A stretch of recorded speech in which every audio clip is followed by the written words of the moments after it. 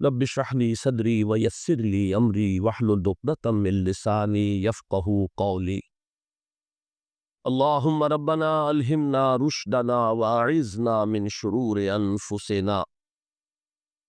اللہم ارحمنا بالقرآن العظیم، اللہم اجعلہ لنا اماما ونورا وہدی ورحمہ۔ اللہم ذکرنا منہ ما نسینا وعلمنا منہ ما جہلنا وارزقنا تلاوتہ آناء اللیل وآناء النہار واجعلہ لنا حجتا یا رب العالمین، آمین۔ سفارش کے سلسلے میں سوال ہے کہ جو ایصال ثواب کا سلسلہ ہے والدین مرحومین کے سلسلے میں خصوصاً اس کی کیا صورت ہے، کیا طریقے ممکن ہیں اور شرعی طور پر کس حد تک ثابت ہے۔ دیکھیے ایصال ثواب کے ضمن میں دو رائے ہیں ہمارے ہاں۔ اکثریت جو بھی ہمارے ہاں سنی علماء ہیں، دیوبندی بھی بریلوی بھی، وہ اس کے قائل ہیں کہ ایصال ثواب ہوتا ہے مالی عبادت کا بھی اور بدنی عبادت کا بھی۔ بدنی عبادت یہ کہ آپ نے نفل پڑھے اور کہا کہ اللہ ان نوافی کا ثواب میرے والد مرحوم کو، والدہ مرحومہ کو یا کسی اور کو پہنچا دے، یہ ان کا موقف ہے اور وہ مانتے ہیں۔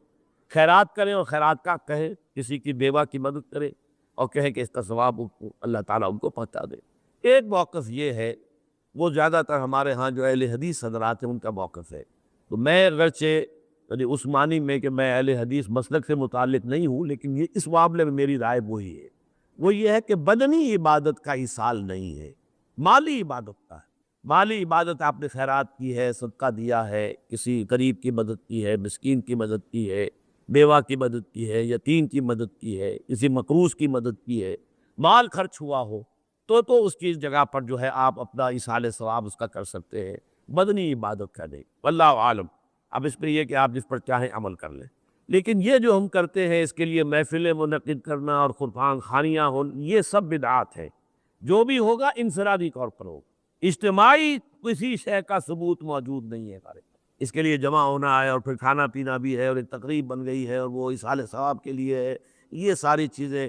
اور بچوں کو بلایا جا رہا ہے، قرآن پڑھوا رہے ہیں، انہیں پیسے دے رہے ہیں، اور وہ قرآن بھی کیا پڑھتے ہیں، وہ دو دو ورق جو ہے الٹتے ہیں، وہ پیسے پڑھنے لینے کے لیے تو آئے ہوتے ہیں بیچارے، نہ انہیں سمجھ، یا یہ کہ اچھا بھائی تم ادھر بیٹھ جاؤ، یہ صفحہ تم پڑھ دو، یہ صفحہ میں پڑھ دیتا ہوں۔ کیا حماقتیں ہیں ایسے مذاق میں تو سمجھتا ہوں دین کا اور قرآن کے ساتھ تمسکر ہے جو ہوتا ہے، یہ سب بدعات ہے۔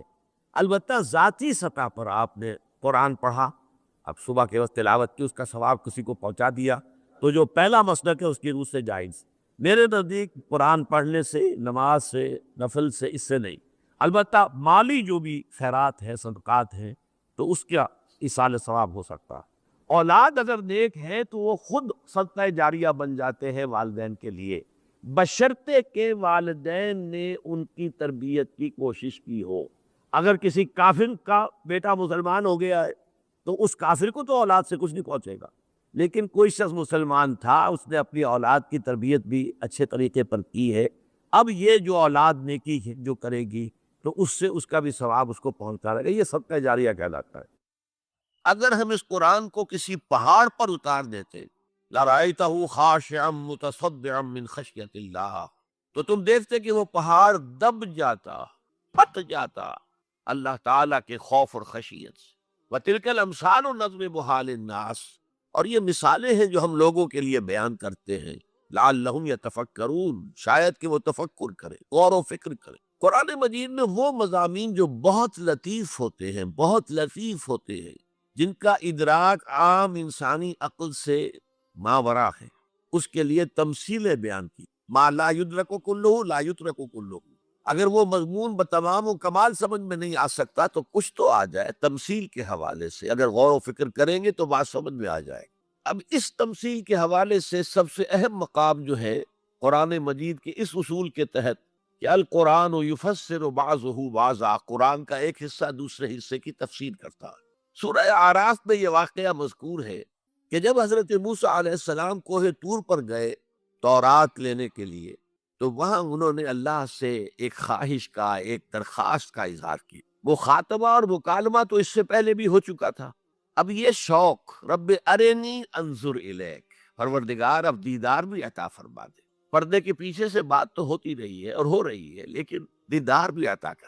اللہ نے فرمایا لن ترانی، تم مجھے ہرگز نہیں دیکھ سکتے، ولیکن انظر الی الجبل، لیکن وہ سامنے والے پہاڑ پر نگاہ جماؤ، فإن استقر مکانہ فسوف ترانی، اگر وہ اپنے مقام پر قائم رہ جائے، ہم اپنی ایک تجلی اس پر ڈالیں گے، اگر وہ جھیل جائے اس تجلی کو، تو تم بھی سوچنا کہ ہمارا دیدار کر سکو۔ فلما تجلی ربہ للجبل، جب اللہ نے اپنی تجلی ڈالی اس پہاڑ پر، جعلہ دکن، تو وہ پھٹ گیا، ریزہ ریزہ ہو گیا، وخر موسیٰ صعقا، اور حضرت موسیٰ بے ہوش ہو کر گر گئے۔ حالانکہ تجلی براہ راست حضرت موسیٰ پر نہیں تھی، تجلی پہاڑ پر تھی، اور حضرت موسیٰ بالواسطہ اس تجلی کا مشاہدہ کر رہے تھے، لیکن اس تجلی کا نتیجہ کیا نکلا؟ پہاڑ پھٹ گیا، ریزہ ریزہ ہو گیا، اور حضرت موسیٰ بے ہوش ہو کر گئے۔ اب یہ واقعہ ہے، وہاں تو تمثیل بیان ہوئی اور یہ واقعہ ہے، تو جو اثر اللہ تعالیٰ کی ذات کی تجلی کا ہے، وہی اثر اللہ کی جو صفت ہے کلام، اس کی تجلی کا۔ اس لیے کہ صفت کس کی ہے؟ اللہ کی ہے۔ صفات ذات حق، حق سے جدا یا عین ذات، متکلمین اس مسئلے کا حل ہی نہیں کر پائے۔ کلام اللہ کی صفت ہے، اس کی صفت کی بھی وہی تاثیر۔ یہ آیت قرآن مجید کی عظمت کو واضح کرتی ہے، جیسے کہ وہ ہے فی نفسہ ہی۔ اب دیکھیے کوئی چیز بہت عظیم ہے، بہت عظیم ہے، بہت عظیم ہے، اگر مجھے اس سے کوئی فائدہ نہیں تو مجھے اس سے کوئی دلچسپی نہیں ہوگی۔ تو اب جو دوسرا مقام میں آپ کو سنا رہا ہوں، یہ سورہ یونس کی 2 آیات، یہ ترتیب میں نوٹ کرا چکا ہوں، 1 آیت، 2 آیتیں، 4 آیتیں، 6 آیتیں، 8 آیتیں۔ فرمایا یا ایھا الناس قد جاءتکم موعظۃ من ربکم وشفاء لما فی الصدور وہدی ورحمۃ للمؤمنین قل بفضل اللہ وبرحمتہ فلذلک فلیفرحوا ھو خیر مما یجمعون۔ اے لوگو، تمہارے پاس آ گئی ہے نصیحت، موعظت تمہارے رب کی طرف سے۔ وہ صرف موعظت نہیں ہے، سینوں کے اندر جو روگ ہیں، جو امراض ہیں، ان کا علاج بھی ہے، شفا بھی ہے۔ شفاء لما فی الصدور، تیسرے درجے میں وہ ہدایت ہے، وہ بتاتی ہے کدھر جاؤ کدھر نہ جاؤ۔ جیسے آپ نے دیکھا ہوگا پہاڑی راستوں پر قدم قدم کے اوپر کوشن ہوتا ہے، یہاں سپیڈ کم کر لو ورنہ تم کسی کھائی میں جا گرو گے۔ تو یہ ہدایت کیا ہے؟ دیکھو ادھر مت جانا، ادھر جاؤ، اگر ادھر جاؤ گے تمہارا سارا معاملہ تل پٹ ہو۔ یہ ہے ہدایت۔ اور جو چیز دنیا میں ہدایت ہے وہ آخرت میں رحمت ہے، ہدی ورحمۃ للمؤمنین۔ اب میں چاہتا ہوں ان 4 الفاظ میں جو ربط ہے اسے سمجھے۔ دیکھیے اگر کسی ایسی زمین پر بارش برسے جو اوپر سے بہت سخت ہے تو پانی بہہ جائے گا، زمین میں جذب نہیں ہوگا تو کوئی روئیدگی پیدا نہیں ہوگی۔ اگر دل سخت ہیں تو قرآن مجید ان پر کوئی اثر نہیں کرے۔ اس کے لیے سب سے پہلے موعظہ کی ضرورت ہے، وعظ کی ضرورت ہے، نصیحت کی ضرورت ہے، تاکہ دل نرم پڑ جائے۔ انسانی دل جب سخت ہوتے ہیں تو ان کی سختی چٹانوں سے زیادہ ہوتی ہے۔ سورہ بقرہ میں فرمایا ثم قست قلوبکم فہی کالحجارۃ او اشد قسوہ، یہودیوں سے خطاب ہے۔ ثم قست قلوبکم من بعد ذلک فہی کالحجارۃ او اشد قسوہ، اے بنی اسرائیل، تمہارے اس طرز عمل کے نتیجے میں تمہارے دل سخت ہو گئے اور اب وہ پتھروں سے زیادہ سخت۔ لہٰذا سب سے پہلے ضرورت کیا ہے؟ دل کی زمین کو نرم کیا جائے، اس میں حل چلایا جائے۔ یہ کام ہے موعظہ کا، وعظ کا، نصیحت کا۔ ہمارے معاشرے میں کسی زمانے میں وعظ کا بڑا رواج تھا، آج کل یہ چیز ختم ہو، بلکہ وعظ کو گھٹیا بات سمجھا جاتا ہے۔ بھائی کوئی عقلی بات کرو، کوئی علمی بات کرو، تم تو وعظ کہہ رہے ہو، گویا کہ وعظ گھٹیا چیز ہے۔ نہیں، وعظ سے دل میں رقت پیدا ہوتی، نرمی پیدا ہوتی۔ تو قرآن مجید ہی سب سے بڑا موعظہ ہے۔ ہم نے بدقسمتی سے کیا کیا، جب وعظ کہے جاتے تھے تب بھی مثنوی مولانا روم سے، ضعیف احادیث سے، واعظ دستاں زنو افسانہ بند، واعظ بڑے اونچے اونچے ہاتھ چلا کر اور افسانہ جو ہے بیان کر رہا ہے، لیکن اس کا حال کیا ہے؟ از خطیب و دیلمی گفتار اوست، بعض ضعیف و شاذ و مرسل کار اوست۔ وہ خطیب بغدادی یا دیلمی کی جو احادیث ہیں، جو سب سے گھٹیا درجے کی کتابیں حدیث کی، سب سے کم تر درجے کی کتابیں حدیث کی، ضعیف کتابوں کے یوں سمجھیے کہ بہت بڑے مجموعے، وہاں سے وہ حدیثیں لا رہا ہے۔ الضعیف و شاذ و مرسل کارہو، ضعیف حدیث، شاذ حدیث، مرسل حدیث سے وہ بیان کر رہا۔ قرآن سے اس کا کوئی تعلق۔ قرآن مجید سب سے بڑا واعظ ہے۔ یا ایھا الناس قد جاءتکم موعظۃ، یہ دل کو جب نرم کرتا ہے تو پھر اس میں جذب ہوتا ہے، یہ سیکنڈ سٹیپ ہے اس کا۔ اور جب دل میں جذب ہوگا تو دل کے اندر کی بیماریوں کو دور کر دے گا۔ دل کے اندر کی بیماریاں کون سی ہیں؟ تھرومبوسس نہیں، جائدہ نہیں، وہ اور ہے۔ وہ دل کی بیماریاں جن کے لیے قرآن شفا ہے، وہ ہے تکبر، حسد، حب مال، حب دنیا، حب جاہ، حب شہرت۔ یہ ہیں وہ چیزیں کہ جو اصل ہے، جو دل کے امراض ہیں، ان سب کو جڑ سے نکال کر پھینک دے گا قرآن حکیم۔ یا ایھا الناس قد جاءتکم موعظۃ من ربکم وشفاء لما فی الصدور، وہ ہدن، اور وہ ہدایت ہے۔ انفرادی زندگی کے لیے بھی ہدایت ہے، اجتماعی زندگی کے لیے بھی ہدایت۔ کبھی اگر سورہ فاتحہ پر آپ غور کریں، جو ہماری نماز کا جزو لازم ہے، تو ہم پہلے کہتے ہیں الحمدللہ رب العالمین الرحمن الرحیم مالک یوم الدین ایاک نعبد و ایاک نستعین۔ یہ ہدایت تو ہمیں پہلے ہی ملی ہوئی ہے۔ پھر جو ہم کہتے ہیں اہدنا الصراط المستقیم، اللہ کو ہم نے پہچان لیا، اسے رب العالمین مان لیا، اسے رحمان مان لیا، اسے رحیم مان لیا، اسے روز جزا کا حاکم مطلق مان لیا، تو اب کون سی ہدایت رہ گئی؟ ہدایت تو آ گئی۔ اب اصل ہدایت جو درکار ہے وہ ہے جو ریلیونٹ ہے آج کے دور، جو اجتماعی نظام ہے انسانوں کا۔ اس کے لیے انسان بالکل بے بس، اس کی عقل جو ہے اجتماعی نظام عدل قائم نہیں کر سکتی۔ انفرادی طور پر نیکی اور بدی کا علم میرے اور آپ کے نفس کے اندر ودیعت شدہ ہے۔ وَنَفْسٍ وَمَا سَوَّاهَا فَأَلْهَمَهَا فُجُورَهَا وَتَقْوَاهَا، یہ موجود ہے۔ لیکن یہ کہ معاشرتی نظام میں عورت اور مرد کے درمیان کیا توازن ہو، ان کے حقوق و فرائض کا توازن دنیا میں کیا ہوتا رہا ہے اور ہو رہا ہے آج بھی۔ یا عورت جوتی کی نوک کے برابر ہے، کوئی اس کی حیثیت نہیں، بھیڑ بکری کی طرح ملکیت ہے، اس کے کوئی حقوق نہیں۔ اور یا عورت کلوپیٹرا بن کر پورے ملک کی قسمت کا بیڑا غرق کرتی ہے، انسانوں کے شانہ بشانہ ہو کر وہ در حقیقت خاندانی نظام کو برباد کرتی ہے۔ ان دونوں کے درمیان توازن کیسے قائم کیا جائے؟ اب آپ سوچئے، تجزیہ کیجئے۔ اگر مرد سوچے گا، نظام بنائے گا، تو وہ اپنے احساسات سے تو واقف ہے، عورت کے احساسات و جذبات سے تو واقف نہیں ہے۔ عورت نظام بنائے گی تو وہ اپنے احساس و جذبات سے واقف ہے، وہ مرد کے احساسات و جذبات سے واقف نہیں۔ یہ عادلانہ نظام وہی ہستی دے سکتی ہے جس نے مرد کو بھی پیدا کیا، عورت کو بھی پیدا کیا۔ ایک امپلائر امپلائی ریلیشن شپ ہے، کارخانے دار ہے، وہ لوگوں کو رکھتا ہے مزدور۔ اب جو بھی پروڈکشن ہو رہی ہے، جو نفع ہو رہا ہے، اس میں کتنا حصہ مزدور کا ہونا چاہیے، کتنا سرمایہ دار کا ہونا چاہیے، کون طے کرے گا؟ یا سرمایہ دارانہ نظام بن جائے گا اور مزدور کمر توڑنے والی محنت کرنے کے باوجود زندگی کے بنیادی جو تقاضے ہیں ان کو بھی حاصل نہیں کر سکے۔ میں نے آپ کے ممبئی شہر میں جو اس وقت دیکھا ہے، یہ جو چھوٹے چھوٹے خانے بنے ہوئے کبوتروں کے سے جن میں انسان رہ رہے ہیں اور پوری زندگی ان میں گزارتے ہیں، یہ انسان، جبکہ اونچے اونچے محل موجود ہیں، بڑی بڑی عمارتیں موجود ہیں، ایکڑوں پر پھیلی ہوئی کوٹھیاں موجود ہیں، یہ ہے ننگا کیپٹلسٹک نظام، ننگا اوریت۔ اسی کا رد عمل تھا جو کمیونزم کی شکل میں ظاہر ہوا، ایکویلٹی ہونی چاہیے، لیکن اس کمیونزم نے شکل اختیار کر لی، ون پارٹی ڈکٹیٹرشپ۔ تمہیں کوئی حق حاصل نہیں ہے، نہ کچھ کہہ سکتے ہو، نہ تنقید کر سکتے ہو، نہ رائٹ آف ایسوسیشن ہے، نہ right of expression of opinion ہے۔ بس کام کرو، تنخواہ لو، روٹی کھاؤ، اللہ اللہ خیر سب۔ یہی وجہ ہے کہ وہ نظام بھی مر گیا۔ اسی طریقے سے کسی بھی نظام میں اگرچہ حاکم مطلق تو اللہ ہے، پھر بھی کوئی نظام آپ بنائیں گے تو کچھ حکام ہوں گے، اولو الامر ہوں گے۔ خلافت راشدہ میں بھی تھے نا، امیر المومنین تھے، اولو الامر تھے۔ عوام میں اور ان کے درمیان حقوق و اختیار کا توازن کیا ہو، کون طے کرے گا؟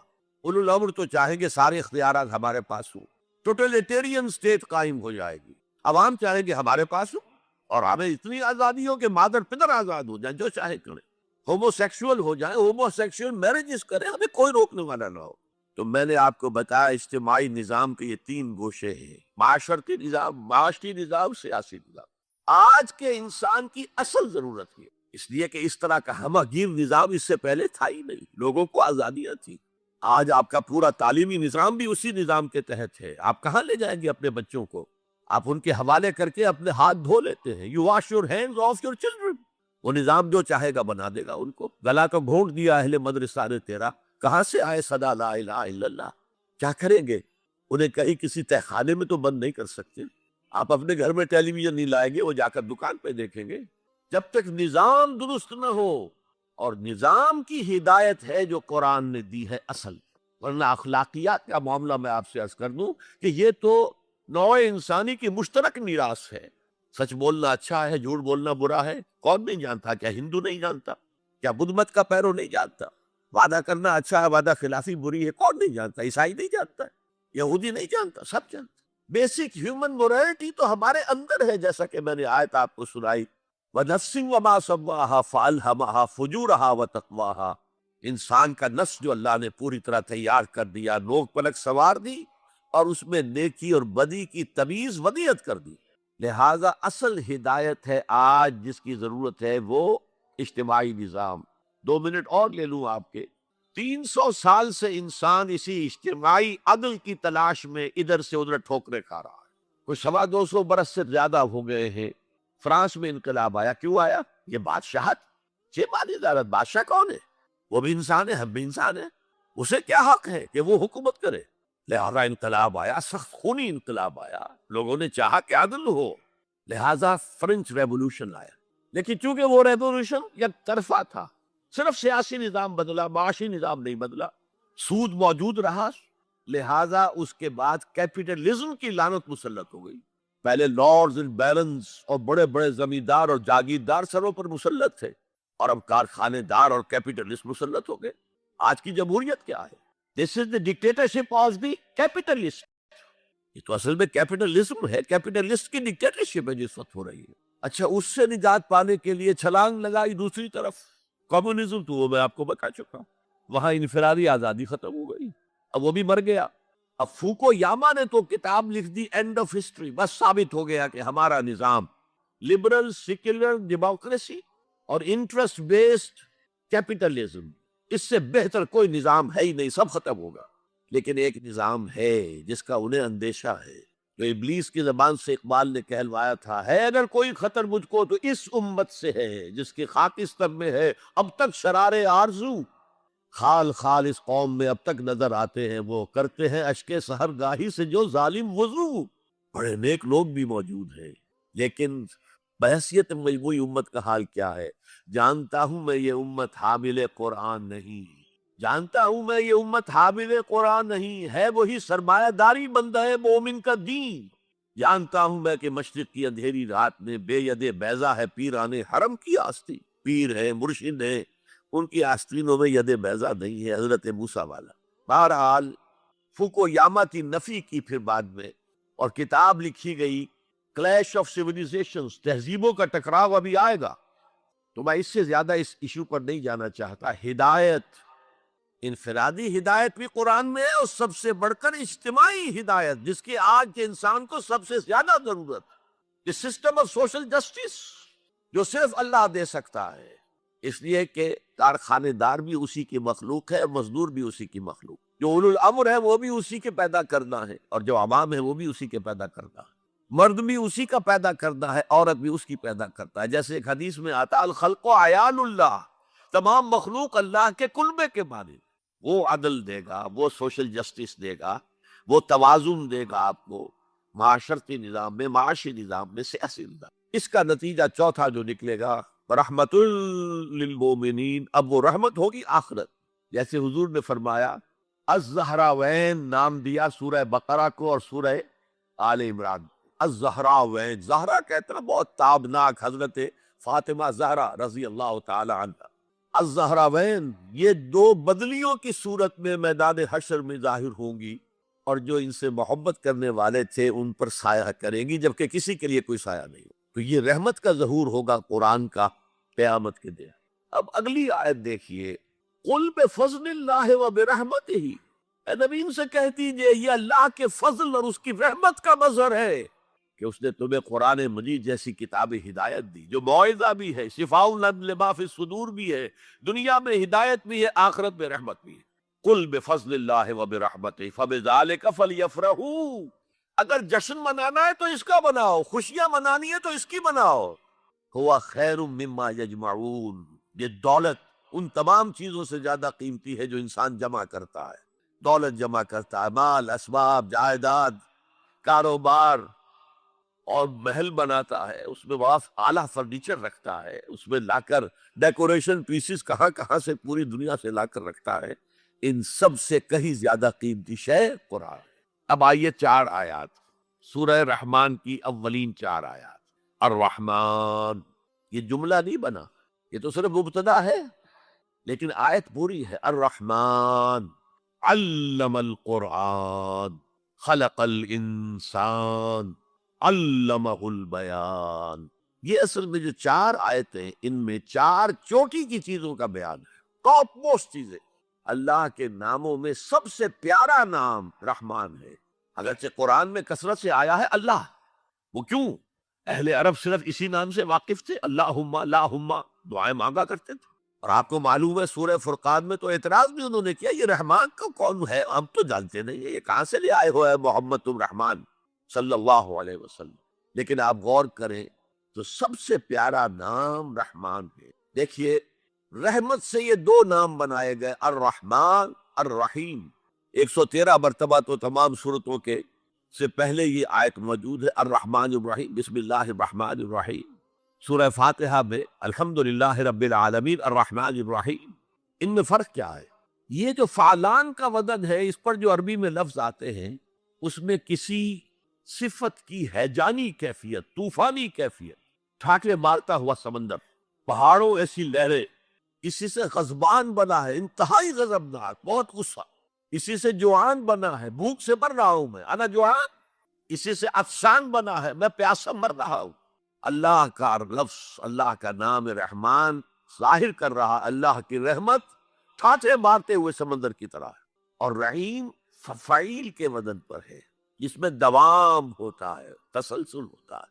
تو اللہ کی رحمت جہاں ٹھاٹھے مارتے ہوئے سمندر کی طرح ہے، ساتھ ہی وہ آہستگی کے ساتھ مسلسل بہنے والے دریا کے مانند بھی ہے، تسلسل کے ساتھ۔ اب ان دونوں کا ریلیشن اگر میں آپ کو ایک مثال سے سمجھاؤں، اگر کہیں کسی بس کا ایکسیڈنٹ ہو جائے اور آپ دیکھیں کوئی عورت جو ہے مردہ ہو گئی ہے اور کوئی شیر خوار بچہ اس کی چھاتی سے چمٹا ہوا، اسے کیا پتا میری ماں مر گئی، اور کوئی آئیڈینٹیفیکیشن نہیں ہو رہی، کچھ پتا نہیں ہے یہ کون خاتون تھی، کہاں سے آئی تھی، کچھ نہیں پتا۔ آپ بتائیے اس وقت کون سا انسان ہوگا جس کے دل میں رحمت کا دریا جوش نہ مار جائے، اس بچے کی سرپرستی میں کر لوں، یہ انسان کی فطرت ہے۔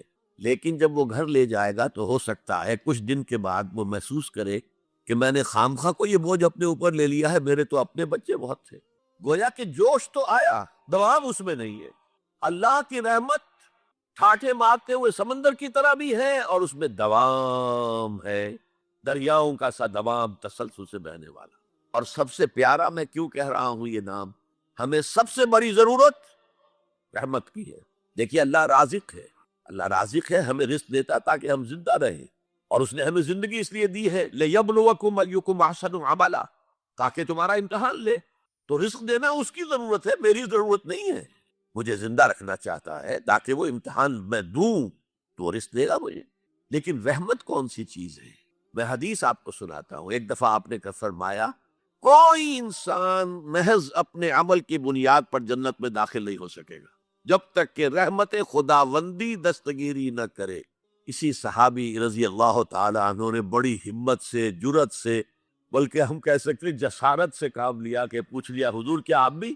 فرمایا ہاں میں بھی، الا یتغمدنی ربی برحمتہ، میں بھی داخل نہیں ہو سکوں گا جنت میں جب تک کہ میرا رب مجھے ڈھانپ نہ لے اپنی رحمت سے۔ تو سب سے پیارا نام کون سا ہوا؟ الرحمن۔ اب آئیے اگلی آیت، علم القرآن، اس نے قرآن کی تعلیم دی۔ جو پچھلا مقام ہم نے دیکھا تھا قل بفضل اللہ وبرحمتہ فبذلک فلیفرحوا، اس اللہ تعالیٰ نے قرآن کا علم دیا، لیکن آپ سوچئے جو دوسرے علوم ہیں وہ کس نے دیے ہیں؟ یہ سارا سائنٹیفک نالج اور ٹیکنالوجی، یہ وہی تو علم آدم الاسماء کا ظہور ہے جو ہو رہا ہے۔ پوٹینشلی یہ سارا مادی علم حضرت آدم کی شخصیت میں ودیعت کر دیا گیا تھا، پوٹینشلی۔ جیسے آم کی گٹھلی میں پورا آم کا درخت ہے، علم آدم الاسماء کلہا، تمام نام سکھا دیے، اور ساتھ ہی وہ ایپریٹس دے دیا جس سے کہ یہ علم جو پوٹینشل تھا یہ ایکسفولیٹ ہو سکے، یہ کھلے۔ جیسے کہ کلی بند ہوتی ہے پھر کھلتی ہے تو 5 پتیاں ظاہر ہوتی، ایکسفولیشن۔ وہ ایپریٹس کیا ہے؟ ان السمع والبصر والفؤاد کل اولئک کان عنہ مسئولا۔ کانوں سے سنو، آنکھوں سے دیکھو، اس دماغ میں سینس ڈیٹا فیڈ کرو، پروسیس کرو، نتیجہ نکالو، میموری کے حوالے کر دو، اور سوچو اور دیکھو اور مشاہدہ کرو، نتائج اس سے نکالو، پچھلی میموری سے اس کو ٹیلی کرو، کوئی نئی چیز مل گئی ہے تو اس کو بھی سٹور کر لو۔ یہی ہے نا۔ میں مثال دیا کرتا ہوں کہ کسی شخص نے ہمارے آباء و اجداد میں سے کوئی 1000ویں پیڑھی ہماری ہوگی، ابھی تک انسان کسی سورس آف انرجی سے واقف نہیں تھا، پھل کھاتا تھا یا گوشت کچا کھاتا تھا۔ کسی شخص نے دیکھا کہ اوپر سے ایک چٹان گری اور نیچے بھی چٹان تھی، تو آگ کا شعلہ برآمد ہو گیا۔ اوہ یہ کیا ہے؟ اب اس نے ویریفائی کرنے کے لیے 2 پتھر لیے، ٹکرائے، شعلہ پیدا ہو گئے، آگ ایجاد ہو گئی، the most primary source of energy. اس سے آگے کسی نے دیکھا کہ ہانڈی چڑھی ہوئی ہے چولہے کے اوپر اور ڈھکنا اس کا ہلا، اسے کون ہلا رہا ہے؟ کوئی جن ہے، بھوت ہے، کون ہے؟ بعد میں معلوم نہیں، یہ سٹیم ہے، سٹیم میں طاقت ہے۔ سٹیم انجن ایجاد ہو گئے، چل پڑی گاڑیاں۔ فرنٹیئر میل آتا تھا پشاور سے اور بمبئی تک، چلا رہا ہے اسی سٹیم انجن سے۔ تو یہ علم ہمارا تدریجاً آگے بڑھا، لیکن یہ دیا ہوا اللہ کا ہے۔ لیکن تمام علوم میں چوٹی کا علم قرآن کا علم ہے۔ میں کہہ رہا تھا نا، ان 4 چیزوں میں 4 چوٹی کی چیزیں۔ اللہ کے ناموں میں سب سے پیارا نام رحمان، جو علم اس نے دیا تمام مخلوقات میں، اس میں چوٹی کا علم جو ہے وہ قرآن کا علم۔ اب آئیے، خلق الانسان، پھر سوچے انسان کو پیدا کیا تو کیا جنوں کو نہیں کیا؟ کیا فرشتوں کو نہیں کیا؟ کیا یہ گیلیکسیز پیدا نہیں کی؟ کیا چاند اور سورج نہیں پیدا کیا؟ کیا ہماری زمین کے اوپر زندگی کی جو شکلیں ہیں، نباتاتی اور حیواناتی، یہ چرند ہے اور پرند ہیں اور مچھلیاں ہیں، کس نے پیدا کی؟ سب کچھ اس نے پیدا کیا، لیکن اس کی کریشن کا کلائمیکس انسان، سب سے بڑی اس کی تخلیق انسان، جو مسجود ملائک بن گیا۔ فسجد الملائکۃ کلھم اجمعون، کس قدر تاکید ہے، سجدے میں گر گئے تمام فرشتے، کل کے کل فرشتے جمع ہو کر 3 مرتبہ۔ کہیں شبہ رہ جائے جبرائیل نے نہیں کیا ہوگا سجدہ یا اسرافیل، نہیں، کلھم اجمعون۔ یہ انسان شاہکار ہے اللہ کی تخلیق کا۔ فرمایا ہے خلقتہ بیدی، اے ابلیس تو اس آدم کو سجدہ نہیں کرنا چاہتا جسے میں نے اپنے دونوں ہاتھوں سے بنایا۔ کیا معنی اس کے؟ اللہ کے 2 ہاتھ کیا ہیں؟ الا لہ الخلق والامر، 2 عالم ہیں، ایک عالم امر ہے، ایک عالم خلق ہے۔ عالم امر میں اللہ کے حکم کی تعمیل چشم زدن میں ہو جاتی ہے، انما امرہ اذا اراد شیئا فانما یقول له کن فیکون۔ اور عالم خلق میں وقت لگتا ہے۔ آم کی گٹھلی سے درخت تو بنے گا آم کا، لیکن کتنے سال لے گا؟ ماں کے پیٹ میں بچہ پرورش تو پائے گا، لیکن 9 مہینے لے گا۔ اللہ نے فرمایا کتنی جگہ پر میں نے آسمان اور زمین 6 دنوں میں پیدا کی۔ عالم خلق میں ٹائم کا ایلیمنٹ ہے، عالم امر میں کوئی ٹائم نہیں۔ عالم امر سے تعلق رکھنے والی صرف 2 مخلوقات ہیں، فرشتے اور انسانی ارواح۔ یسألونک عن الروح قل الروح من امر ربی۔ اور عالم خلق سے ہمارا یہ جسم ہے، حیوانی وجود ہمارا جو زمین سے آیا ہے، منہا خلقناکم وفیہا نعیدکم ومنہا نخرجکم تارۃ اخری۔ یہ یہاں سے آیا پھر یہیں چلا جائے گا، روح وہاں سے آئی اور وہی لوٹے گی۔ انا للہ وانا الیہ راجعون۔ یہ ہمارا جسم تو نہیں جائے گا۔ الرحمن علم القرآن خلق الانسان علمہ البیان۔ انسان کو جو صلاحیتیں دی اللہ نے، ان میں سب سے بڑی صلاحیت قوت بیان ہے۔ اس لیے انسان کو اہل منطق کہتے ہیں حیوان ناطق، بولنے والا حیوان، یہ اپنے آپ کو ایکسپریس کرنے کی صلاحیت۔ یہ تمام صلاحیتوں میں چوٹی کی صلاحیت ہے۔ دیکھیے ہمیں آنکھیں بھی ہیں، حیوانوں کی بینائی ہم سے کہیں زیادہ ہے۔ ایسے حیوان بھی ہیں کہ جنہیں لائٹ کی ضرورت ہی نہیں، بغیر روشنی کے دیکھتے ہیں۔ یہ باز اور شاہین بڑی بلندی سے زمین پر پڑی ہوئی سوئی کو دیکھتے ہیں۔ سماعت ہمیں دی تو بہت سے حیوانات کو ہم سے بہت زیادہ سماعت دی۔ آپ گھوڑے پر سوار جا رہے ہیں، آپ نے کوئی آواز نہیں سنی، گھوڑے نے سن لی ہے، اس کی کنوتیاں کھڑی ہو گئی، اینٹینا کھڑے ہو گئے، سوار کو معلوم ہوا کوئی خطرہ ہے، اس نے تو کچھ نہیں سنا تھا۔ پھر کتنے حیوان ہیں جو سونگنے کی قوت ان میں کتنی زیادہ ہے، ہر شے کو سون کر پتہ کرتے ہیں یہ ہمارے کھانے کی ہے کہ نہیں۔ اصل صلاحیت جو انسان کی صلاحیت ہے وہ قوت بیان ہے۔ آپ کو معلوم ہے بڑے بڑے وکیل ایک پیشی کے 5 لاکھ روپے لے رہے ہیں، کیوں؟ ان کے اندر بیان کی صلاحیت زیادہ ہے، وہ مقدمے کو خوبصورتی سے پیش کر سکتے، ورنہ وہی قانون پڑھنے والے جو ہیں وکلا وہ جوتی پٹخار سے پھرتے ہیں، کوئی کو پوچھتا نہیں۔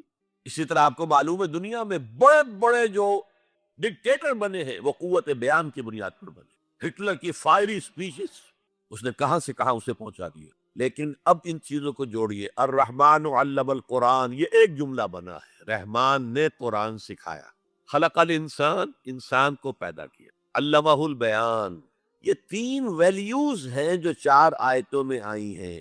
آپ نے میتھمیٹکس میں یا ارتھمیٹکس میں پڑھا ہوگا، ریشو پروپورشن کا قاعدہ، نسبت و تناسب، 3 ویلیوز دے دی گئی ہے، چوتھی تلاش کرو۔ وہ چوتھی ویلیو کیا ہے؟ دیکھو، اگر تمہیں کوئی قوت بیان اللہ نے دی ہے، اسے قرآن کو بیان کرنے میں صرف کرو۔ جیسے ہم کہتے ہیں کہ توپ سے مکھی نہیں ماری جاتی، توپ جتنی بڑی شے ہے وہ مکھی مارنے کے لیے تو استعمال نہیں ہوتی۔ تمہیں اللہ نے قوت بیان دی ہے، اسے صرف پیسے کمانے کے لیے استعمال نہ کرو، اسے لیڈری چمکانے کے لیے استعمال نہ کرو، اس قوت بیان کو اس قرآن کے بیان کرنے میں استعمال کرو۔ یہ جو نتیجہ نکلا ہے یہ ایک حدیث میں آیا ہے، اور اس میں عجیب لطف ہے، الرحمن علم القرآن خلق الانسان علمہ البیان عن عثمان ابن عفان، وہی جو ہے قافیہ چلا آ رہا ہے، بخاری شریف کی روایت ہے، خیرکم من تعلم القرآن وعلمہ، تم میں سے بہترین لوگ وہ ہیں جو قرآن سیکھیں اور سکھائیں، پڑھیں اور پڑھائیں، سمجھیں اور سمجھائیں۔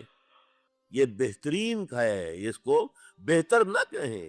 یہ خیر کے بعد من آ جائے گا تو یہ کمپیریٹیو ڈگری ہوگی، انا خیر منہ، ابلیس نے کہا تھا میں اس آدم سے بہتر ہوں، خلقتنی من نار خلقتہ من طین، مجھے تو نے آگ سے بنایا، اسے مٹی سے بنایا۔ اگر من نہ آئے تو یہ سپرلیٹیو ڈگری ہے، خیرکم، تم میں سے بہترین لوگ وہ ہیں جو قرآن سیکھیں اور سکھائیں۔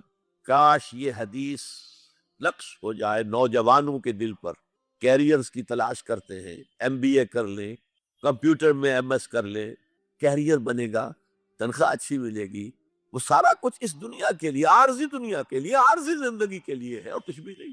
حضور فرما رہے ہیں سب سے اونچا کیریئر یہ ہے قرآن پڑھو اور پڑھاؤ، اور یہ تو ہمارے ذمے لگا کر گئے حضور۔ ختمہ حجۃ الوداع میں کیا کہا تھا؟ میں صرف تمہارے لیے تو نہیں بھیجا گیا تھا، وَمَا أَرْسَلْنَاكَ إِلَّا كَافَّةً لِلنَّاسِ بَشِيرًا وَنَذِيرًا، اے محمد ہم نے آپ کو نہیں بھیجا ہے مگر ساری نوع انسانی کے لیے بشیر اور نذیر بنا کر۔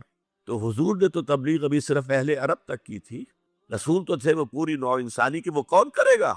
وَكَذَلِكَ جَعَلْنَاكُمْ أُمَّةً وَسَطًا لِتَكُونُوا شُهَدَاءَ عَلَى النَّاسِ وَيَكُونَ الرَّسُولُ عَلَيْكُمْ شَهِيدًا۔ ہم نے تمہیں امت بنایا، کس لیے بنایا؟ خیر امت بنایا، امت وسط بنایا، درمیانی امت بنایا، ایک کڑی ڈال دی ہے۔ دیکھیے حضور سے پہلے رسالت 2 کڑیوں پر مشتمل تھی صرف، اللہ سے جبرائیل نے لیا اور وقت کے رسول کو پہنچا دیا، اب وقت کا رسول پہنچا رہا ہے آگے۔